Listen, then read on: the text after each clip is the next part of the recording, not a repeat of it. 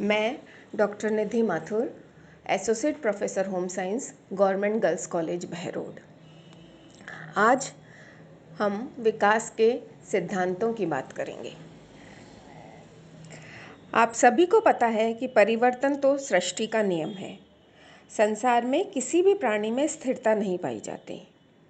जैसे फूल डाली पर खिलते हैं तो उन्हें मुरझाना ही पड़ता है। हाँ, कुछ फूल जल्दी खिलते हैं व मुरझाते हैं तो कुछ देर से। मानव जीवन में भी गर्भाधान से लेकर जीवन पर्यंत तक कुछ ना कुछ परिवर्तन अवश्य होते रहते हैं। यह बात अलग है कि परिवर्तन की गति कभी धीमी तो कभी तेज होती है।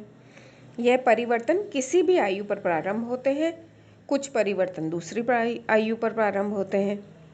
इस प्रकार किसी भी विकास अवस्था में परिवर्तन ना तो एक साथ प्रारंभ होते हैं और ना ही एक साथ समाप्त।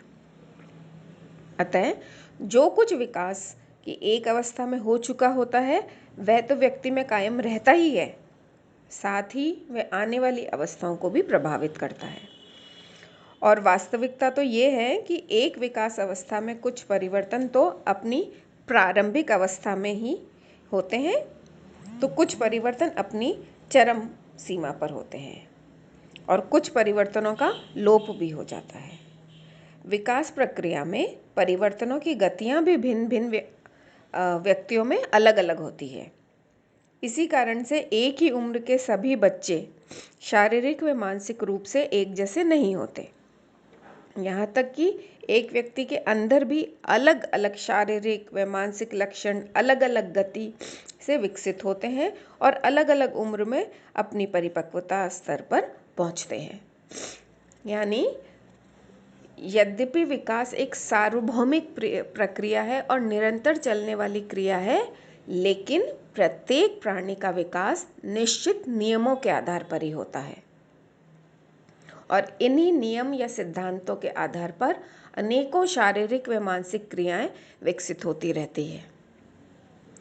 मुख्य रूप से विकास के 11 नियम हैं। अब हम एक एक नियम को विस्तार से समझने का प्रयास करेंगे। पहला नियम है, विकास का एक निश्चित प्रारूप होता है, एक फिक्स पैटर्न होता है कि किस तरह से व्यक्ति विकसित होगा। इसके प्राणियों का जो शारीरिक विकास है 2 दिशाओं में होता है। पहला है मस्तकाधोमुखी दिशा, सिफेलोकॉर्डल डायरेक्शन। दूसरा है निकट दूर दिशा। अब मस्तकाधोमुखी विकास का क्या मतलब हुआ है? इसका मतलब है कि इस क्रम में शारीरिक विकास ऊपर से नीचे की ओर होता है, अर्थात सिर से पैर की ओर होता है। भ्रूणावस्था से लेकर बाद में सभी अवस्थाओं में विकास का यही क्रम रहता है। यानी जैसे पहले सिर का विकास होता है, बाद में धड़ का और फिर उसके निचले भागों का विकास होता है। यहाँ तक कि जब हम मोटर डेवलपमेंट की बात करते हैं या क्रियात्मक विकास की बात करते हैं, तो क्रियात्मक विकास में भी जन्म के बाद पहले शिशु के सर, मुख व गर्दन की क्रियाएं विकसित होती है और बाद में धड़ तथा अंत में पैरों की क्रियाओं का विकास होता है। फॉर एग्ज़ाम्पल, उदाहरण के तौर पर जैसे पेट के बल ज़मीन पर यदि बालक को लिटा दें तो सबसे पहले वह अपने सिर, मुख व गर्दन को उठाएगा। कुछ दिनों बाद वह धड़ तथा पेट को भी उठाने लगता है और फिर इस क्रम में बैठने, खड़ा होना, चलना, दौड़ना, उछलना, कूदने की क्रियाएं करता है। यानी ये क्लियर है, ये स्पष्ट है कि विकास पहले सिर तथा उसके आसपास के अंगों में होता है, फिर वो हमारे धड़ में होता है और फिर धीरे धीरे पैर की ओर बढ़ता है, यानी सर से पैर की ओर होता है। बाल विशेषज्ञ जो है उनके अनुसार केवल शारीरिक अंगों के विकास में ही इस क्रम को नहीं फॉलो करा जाता, बल्कि जो हमारी मानसिक संवेदनाओं के विकास में भी यह क्रम लागू होता है। इसके अनुसार नवजात शिशु में संवेदनाओं का विकास शरीर के ऊपरी भागों में पहले और नीचे के भागों में देर से होता है। दूसरा क्रम है निकट से दूर क्रम, निकट से दूर विकास क्रम। इसमें शारीरिक विकास पहले केंद्रीय भागों में होता है, हमारे शरीर के सेंटर में। उसके पश्चात केंद्र से दूर के भागों में होता है। जैसे उदाहरण के तौर पर हम बताएं तो पेट व धड़ के अंगों में क्रियाशीलता जल्दी आती है। पेट के अंदर की क्रियाओं को जन्म के साथ ही हमारे चालू हो जाती हैं। इसी प्रकार कंधों तथा हाथों की क्रियाओं का विकास व नियंत्रण पहले होता है, फिर उंगली की क्रियाओं में हरकत होती है या क्रियाएं हम करते हैं।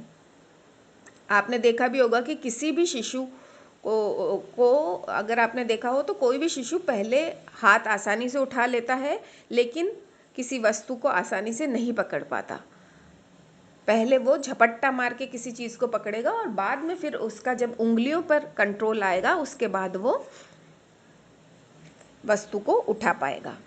अतः निकट दूर विकास क्रम में के जो भी अंग हैं वो जो सुषुम्ना नाड़ी के पास होते हैं उनका विकास पहले, और जो उससे दूर होते हैं उनका विकास बाद में होता है। अब दूसरा विकास का नियम है, विकास सामान्य से विशेष की ओर होता है, यानी जनरल से स्पेसिफिक की ओर। विकास प्रक्रिया का एक सिद्धांत है कि विकास क्रम में कोई भी बालक पहले सामान्य क्रियाएं करता है, उसके पश्चात विशेष क्रियाएं करता है। यह विकास का जो यह नियम है ये सभी विकासों पे लागू होता है, चाहे शारीरिक विकास हो, मानसिक हो, संवेगात्मक हो, सामाजिक हो, कोई भी विकास हो, सब में पहले सामान्य विकास होता है, फिर विशेष विकास होता है।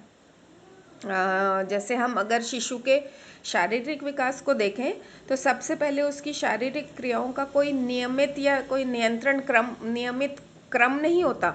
प्रारंभ में अपने संपूर्ण शरीर को हिला डुलाकर प्रतिक्रिया व्यक्त करते हैं, लेकिन बाद में विकास की ओर जब वो बढ़ते हैं तो प्रत्येक क्रिया के हिसाब से अंगों का प्रयोग करते हैं।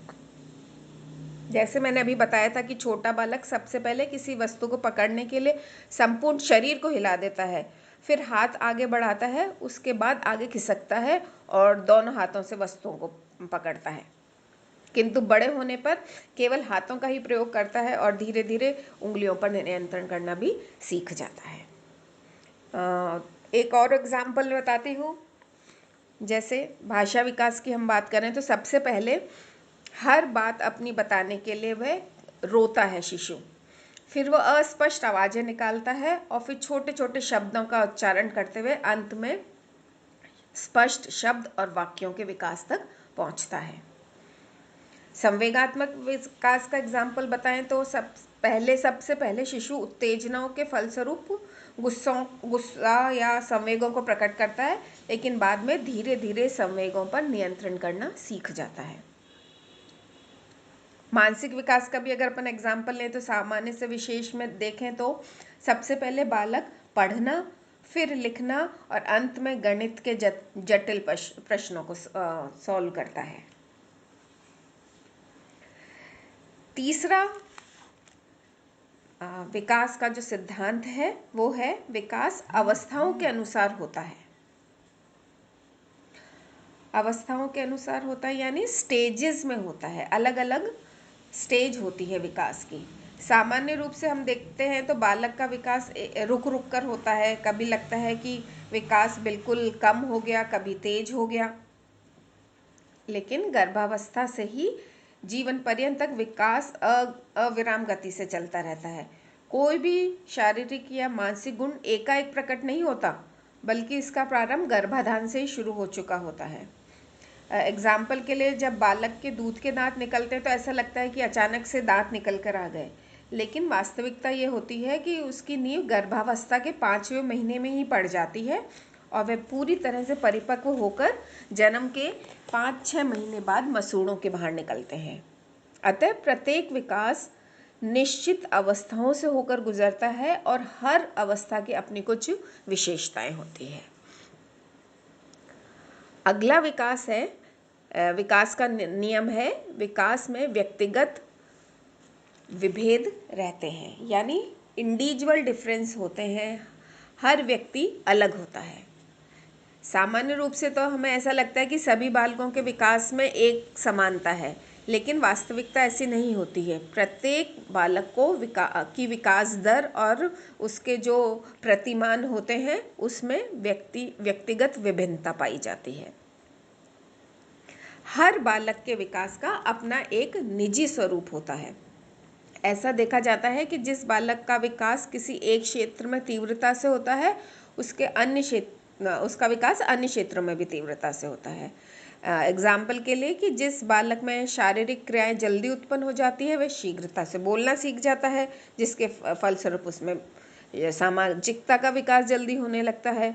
और इसका अपोजिट देख लो कि जिन बालकों का शारीरिक विकास धीमे होता है या उसकी स्पीड कम होती है, उनका मानसिक तथा अन्य प्रकार का विकास भी देर से होता है। और प्रत्येक बालक में शारीरिक व मानसिक योग्यताओं की मात्रा भी भिन्न होती है।